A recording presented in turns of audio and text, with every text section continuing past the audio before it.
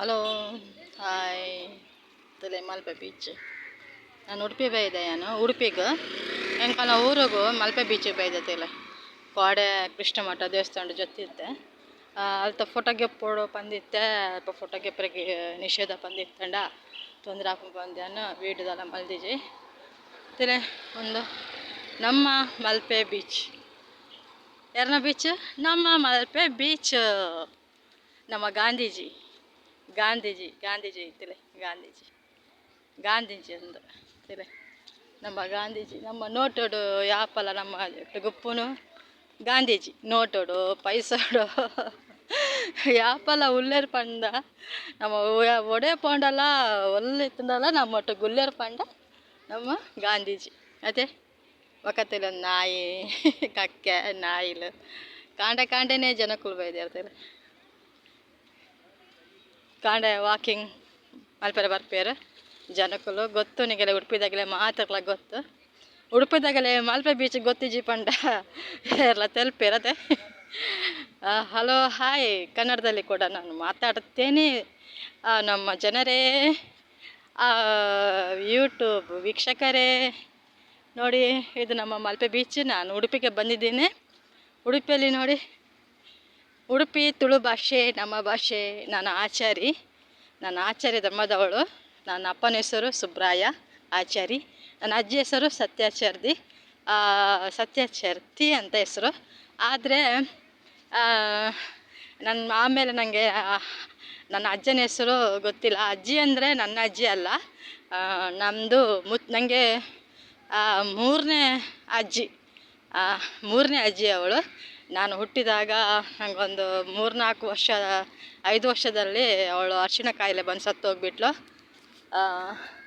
ಆನಂತರ ಯಾರೂ ಇಲ್ಲ ನೋಡ್ಕೊಳ್ಳಿಕ್ಕೆ ನನ್ನನ್ನು. ಅಪ್ಪ ಬೇರೆ ಮದುವೆ ಆಗಿಬಿಟ್ರು. ಗಂಡ ಹೆಂಡತಿ ಜಗಳ, ಅಮ್ಮ ಅಪ್ಪ ಜಗಳ, ಸುಮ್ಮನೆ ಜಗಳ.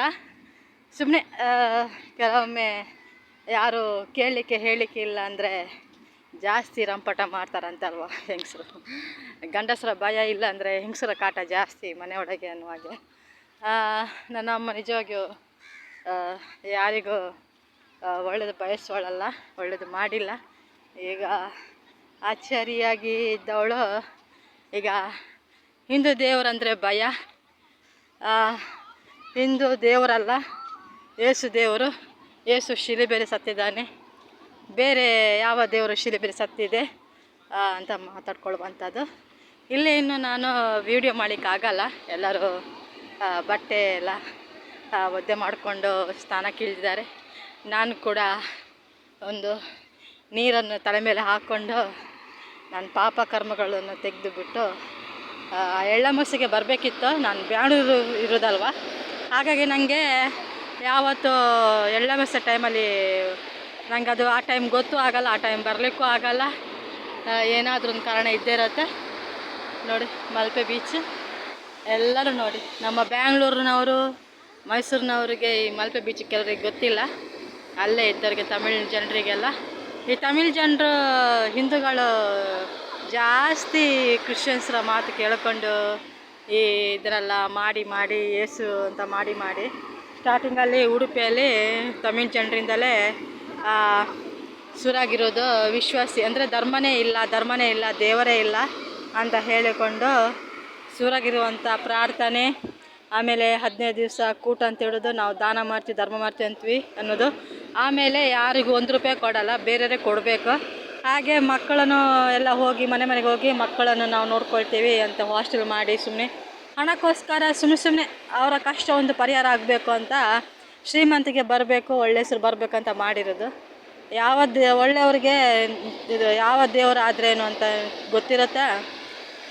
ಆಮೇಲೆ ಈ ದೇವ್ರ ಬಗ್ಗೆ ಹೇಳ್ಕೊಂಡು ಜೀವನನೂ ಯಾರೂ ಮಾಡಲ್ಲ. ಆ ದೇವ್ರು ನಮ್ಮ ಜನರಿಗೆ ನಮ್ಮ ಮನೆ ಒಳಗೆ ಆ ದೇವ್ರು ಬೇಕು ಈ ದೇವ್ರು ಅಂತ ಬೇಕು ಅಂತ ಮಾಡ್ಬೋದು. ಆದರೆ ಹೊರಗಿನವ್ರಿಗೆ ಹೋಗಿ ಆ ದೇವ್ರನ್ನ ನಂಬಿ ಈ ದೇವ್ರ ನಂಬಿ ಅಂತ ಹೇಳುವವನು ನಿಜವಾಗಿಯೂ ಮೂರ್ಖತನ. ಈ ಮೊಬೈಲ್ ಯೂಟ್ಯೂಬ್ ಆನ್ ಮಾಡಿ ಇದ್ದರೆ ಈ ಜೋಸಮ್ ಜಮ್ಕಂಡಿ ಅಂತ ಬರುತ್ತೆ ನೋಡಿ. ಮುಂಚಿನ ಸ್ಟೈಲೇ ಬೇರೆ, ಈಗಿನ ಸ್ಟೈಲೇ ಬೇರೆ. ಈಗ ಎಲ್ಲ ಅಳಿಯ ಬಂದು ಮೊಮ್ಮಕ್ಕಳಿಗೂ ಮದುವೆ ಆಗಿ ಮೊಮ್ಮಕ್ಕಳೆಲ್ಲ ಆಗಿ ಈಗ ಮೊಮ್ಮಕ್ಕಳದ್ದು ಅಳಿಯಂದೆಲ್ಲ ಶುರು ಆಗಿ ಮುಂಚಿಂದೆಲ್ಲ ಹೋಯ್ತು. ಮುಂಚೆ ಎಲ್ಲ ಹೇಗೆ ಅಂದರೆ ಯಾರು ಚರ್ಚಿಗೂ ಹೋಗೋಗಿಲ್ಲ, ಇವನದು ಮಾತ್ರ ದೇವರು, ಯಾರು ಜೋಸೆಫ್ ಜಮಖಂಡಿದ್ದು ಮಾತ್ರ ದೇವರು. ಯಾರು ಬೇರೆ ಫಾದರ್ಗಳು ಎಲ್ಲ ಸುಳ್ಳು, ಬೇರೆ ಚರ್ಚಿ ಸುಳ್ಳು, ಬೇರೆಲ್ಲ ಮೇರಿಯನ್ನು ನಂಬುದು ಸುಳ್ಳು.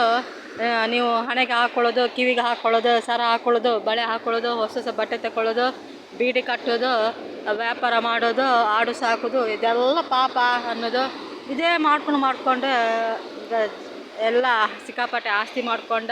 ಅದು ಬೇರೆಯವ್ರ ಜಾಗದಲ್ಲಿ ಬಂದು ಇದಕ್ಕೆ ಕಾರಣ ಈ ತಮಿಳರು ಮಂಜುನಾಥ ಅಂತೇಳಿ ದೊಡ್ಡನಗುಡ್ಡೆ, ಅವನ ಹೆಂಡತಿ ಹೆಸರು ಮಲ್ಲಿಕ. ಇವರೆಲ್ಲ ಸೇರಿಕೊಂಡು ಅಲ್ಲಿ ಮಾಡಿರೋದು, ಹಣಕ್ಕೋಸ್ಕರ ಮಾಡಿರೋದು. ಈಗ ಇವನ ಕೊನೆಗೆ ಮಂಜುನಾಥನ ಸ್ವಂತ ತಮ್ಮನೇ ಜೋಸೆಫ್ ಜಮಖಂಡಿ ಮಗಳನ್ನು, 2ನೇ ಮಗಳನ್ನು ಮದುವೆ ಆಗಿರೋದು ಲವ್ ಆಗಿ. ಅವರು ಬೇಡ ಅಂದರು, ಅವಳು ಮದುವೆ ಮಾಡಿ ಕೊಟ್ಟಿಲ್ಲ ಅಂದರೆ ಕುತ್ತಿಗೆಗೆ ನೇಣು ಹಾಕ್ಕೊಂಡು ಸಾಯ್ತೀನಿ ಅಂತ ಲವ್ ಮಾಡ್ಕೊಂಡಿರೋದು. ಇವರೆಲ್ಲ ಈ ರೀತಿ ಇದ್ದವರು ಬೇರೆಯವ್ರು ಲವ್ ಮಾಡಿದ್ರೆ ತಪ್ಪು, ಮದುವೆ ಆಗೋದು ತಪ್ಪು ಅಂತಾರೆ. ಮನೆ ಒಳಗೆ ಲವ್ ಗಿವ್ ಎಲ್ಲ ಇತ್ತು. ಅಲ್ಲಿದ್ದ ಬೇರೆ ಹೆಂಗಸ್ರಿಗೆ ಗೊತ್ತು ಇವರ ಒಳಗೆ ಏನೆಲ್ಲ ನಡೆಯುತ್ತೆ ಅನ್ನೋದು. ಫಾರಿನ್ಸ್ನಿಂದ ಹಣ ಬರುವಾಗೆ ಎಲ್ಲ ಮಾಡಿಕೊಂಡು ಜನರನ್ನೆಲ್ಲ ಒಟ್ಟು ಮಾಡಿ ಹಾಕ್ಕೊಂಡು ಸಿಕ್ಕಾಪಟ್ಟೆ ಫಾರಿನ್ಸಿಂದ ಹಣ ಬರಲಿಕ್ಕೆ ಶುರು ಆಯಿತು. ಯಾವತ್ತು ಫಾರಿನ್ಸ್ನವರು ಬಂದರೆ ಇವರು ಲಾಡ್ಜಲ್ಲೇ ಹೋಗಿ ರೂಮ್ ಮಾಡೋದು, ಯಾರು ಜೋಸೆಫ್ ಜಮಖಂಡಿ ಹೆಂಡತಿ ಮಕ್ಕಳೆಲ್ಲ. ಅಲ್ಲಿಗೆ ಕೆಲವರೆಲ್ಲ ಹೇಳ್ತಿದ್ರು ನಮಗೆ ಬಟ್ಟೆ ಹಾಕೋದು ಬೇಡ ಅಂತಾರೆ, ಆದರೆ ಇವರ ಬ್ಯಾಗು ಒಳಗೆ ಪ್ಯಾಂಟ್ ಗಿಂಟ್ ಚೂಡಿದ್ರೆ ಎಲ್ಲನೂ ಇದೆ ಅಂತಿದ್ರು. ಸರಿ ಇಲ್ಲ, ಲಾಡ್ಜಿಗೆ ಹೋಗ್ತಾರೆ ಅವರು, ಲಾಡ್ಜಿಗೆ ಹೋಗೋದು ಬೇರೆ ವಿಷಯಕ್ಕೋಸ್ಕರ ಅಂತೆಲ್ಲ ಹೇಳ್ತಾಯಿದ್ರು. ನಂತರ ನಾನು ಅಲ್ಲಿ ಹೋಗೋದು ಕೂಡ ಬಿಟ್ಟೆ. ಆದರೆ ನನ್ನ ಕಾಯಂ ಹೋಗಿ ಮಾಡ್ತೀನಿ. ನಾನು ಹೋಗಿರೋದು ಆಗ ತುಂಬ ಚಿಕ್ಕವಳು ನಾನು, ಈಗ ಥರ ಅಲ್ಲ. ಈಗ ಅದನ್ನೆಲ್ಲ ಎದುರಿಸ್ತಾ ಇದ್ದೀನಿ. ನಾನು ಆ ಕಡೆ ಹೋಗೋದೇ ಇಲ್ಲ, ಆ ಕಡೆ ಗಮನ ಕೊಡೋದೇ ಇಲ್ಲ. ನಾನು ಹೋಗೋದೇ ಇದ್ರೇ ಒಳ್ಳೆಯದು. ನಮ್ಮ ಧರ್ಮ ಬಿಟ್ಟು, ಜಾತಿ ಬಿಟ್ಟು.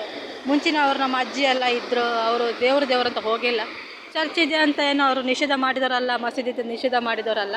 ಹಾಗಂತ ಏನೋ ನಮ್ಮ ಧರ್ಮ ಚೀತು, ನಮ್ಮ ಧರ್ಮ ಆಚಾರ್ಯ ಧರ್ಮ ದೇವರಲ್ಲ ಅಂತ ಹೇಳಿ ಚರ್ಚಲ್ಲಿ ಹೋಗಿ ಕೂತವರು ಅಲ್ಲ. ಸಹಾಯ ಕೊಡು ನೀವು ಮನಸ್ಸಿದ್ದವನಿಗೆ ಯಾರಾದ್ರೇನು ಅಂತ ಕೊಟ್ಟು ಬಿಡ್ತಾನೆ. ಇವರಿಗೆ ಸಹಾಯ ಮಾಡೋ ಮನಸ್ಸಲ್ಲ, ಒಟ್ಟಾರೆ ಧರ್ಮವನ್ನು ನಾಶ ಮಾಡಬೇಕಂತ ಆಸೆ ಈ ಕ್ರೈಸ್ತರಿಗೆ. ಈಗ ಈ ಹಿಂದೂಗಳಿಗೆ ಕ್ರೈಸ್ತರ ಜೊತೆ ಸೇರಿಕೊಂಡು ಅದೇ ಆಸೆ, ಧರ್ಮ ನಾಶ ಮಾಡಬೇಕಂತ. ಕ್ರಮೇಣ ಈ ಧರ್ಮ ನಾಶ ಮಾಡಿ ದೇವಸ್ಥಾನನೇ ಇಲ್ಲದಂತಾಗುತ್ತೆ. ಮಸೀದಿ ಚರ್ಚ್ ಎರಡೇ ಉಳಿಯುತ್ತೆ. ಎಲ್ಲ ನಮ್ಮ ಕೈಯಲ್ಲಿದೆ, ಈ ಮಲ್ಪೆ ಬೀಚ್ ಎಲ್ಲ ನಮ್ಮ ಕೈಯಲ್ಲೇ ಇದೆ. ಇದೆಲ್ಲ ನಾಶ ಆಗಿ ಹೋಗಬಾರ್ದು. ಇದನ್ನೆಲ್ಲ ಕಾಪಾಡಿಕೊಳ್ಳುವಂಥದ್ದು ನಮ್ಮ ಕೈಯಲ್ಲಿದೆ. ಜೈ ಹಿಂದ್, ಜೈ ಕರ್ನಾಟಕ. ನಮಸ್ಕಾರ.